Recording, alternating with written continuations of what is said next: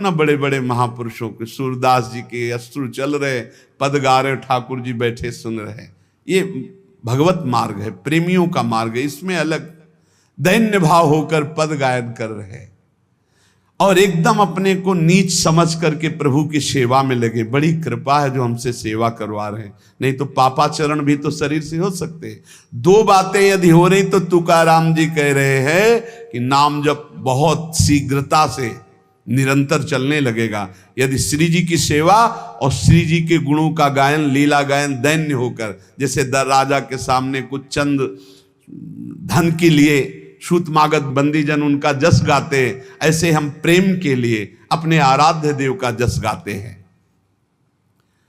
श्री तुकाराम जी कह रहे हैं कि बड़े बड़े देवता भी इच्छा करते कि मृत्यु लोक में मानव देह में हमारा जन्म हो जाए, तो हम ऐसा भजन करेंगे कि भगवान को प्राप्त कर लेंगे, स्वर्ग से भी ऊंची स्थिति प्राप्त कर लेंगे। और तुम मृत्यु लोक के भोगों में फंसकर भगवान को छोड़ रहे हो। तुकाराम जी कह रहे स्वर्ग के देवता इच्छा करते कि कभी भगवान हम पर कृपा करें, हमें मृत्यु लोक में मानव देह दे दे जिससे मैं भजन करके भगवान को प्राप्त करूं, और तुम मृत्यु लोक के भोगों में भगवान के भजन को छोड़ रहे हो। स्वर्ग के देवता स्वर्ग और स्वर्ग के भोग छोड़कर मृत्यु लोक में मानव देह में आकर भजन करके भगवान को प्राप्त करना चाहते हैं। आपको सहज में अवसर मिला मानव देह, अब मृत्यु लोक के भोगों में फंस करके नाम जप मत छोड़ो। इंद्रियां ये कलह करती ही रहेंगी यदि भगवत प्राप्ति नहीं हुई थी। मुझे ये भोग भोगना है, नेत्रेंद्री कहेगी मुझे देखना है, श्रवणेंद्री कहेगी मुझे सूंघना है, जनेंद्री कहेगी मुझे भूंगना। ये सब इंद्रियां, घ्राणेंद्री सूंघने की तरफ, श्रवणेंद्री सुनने की तरफ, भोग इंद्रियां भोगने की। कितनी कलह है। ये कलह तब तक बनी रहेगी जब तक भगवत प्राप्ति नहीं होगी। कल एक प्रश्न कर रहे थे कि मैं बैंक में ऑफिसर हूं, मेरी कामना थी कि मैं एक बड़ा पदाधिकारी बनूं, तो बन गया, लेकिन मुझे शांति क्यों नहीं मिली। मैं अधिकारी हूं, मेरे पास सब भोग सामग्री जो मैंने कामना की थी सब, फिर भी मन अशांत क्यों रहता है। होगा एक ही कारण है, मन को विश्राम भगवान के चरणों से ही मिलेगा।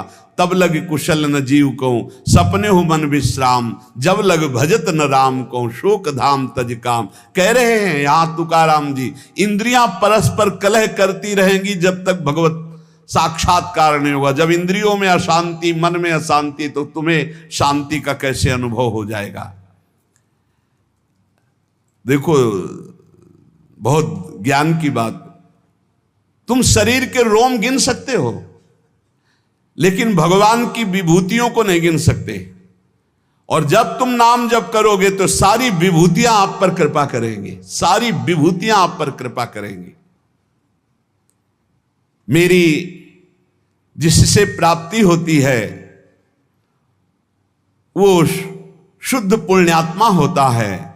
शुद्ध पुण्यात्मा वही है जिसके मुख में मेरा नाम होता है। तुकाराम जी कह रहे हैं, श्री भगवान कह रहे हैं, मेरी जिससे प्राप्ति होती है वो शुद्ध पूर्णात्मा होता है। शुद्ध पुण्यात्मा कौन होता है? जिसके मुख में मेरा नाम होता है,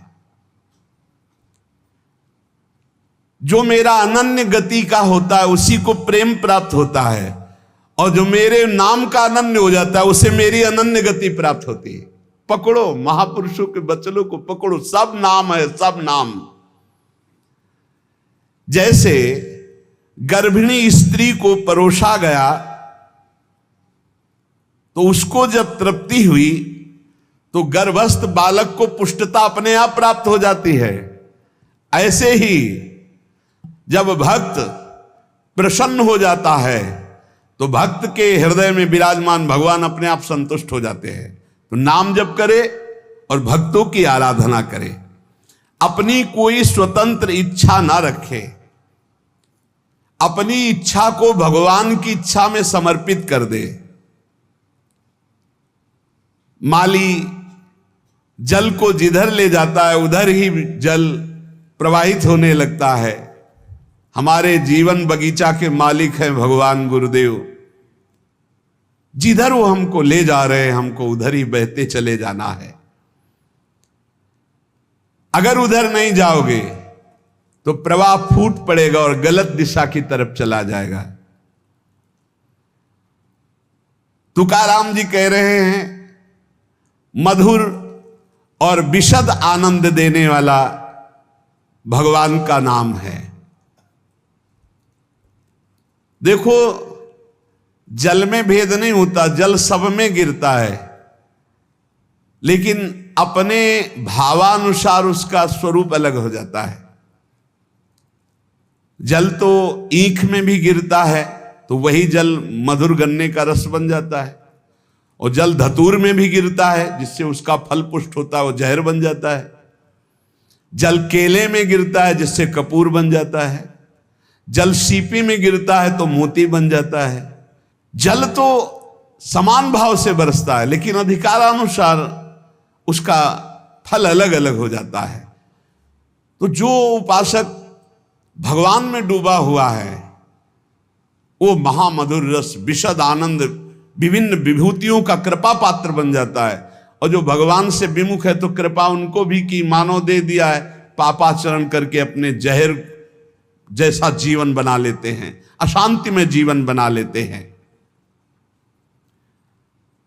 चित्त मगन होकर के जब नाम गुणगान करता है, जब वाणी कंठ अवरुद्ध होने लगता है, शरीर में रोमांच हो जाता है, आंखें अधकुली और अश्रु वर्षा होने लगती है, शरीर में आनंद की लहर तरंगायमान होकर कंपायमान शरीर को कर देती है, ऐसा जब सुख प्रकट होता है तो जीव की जीव दशा नष्ट हो जाती है और वो भगवत स्वरूप हो जाता है।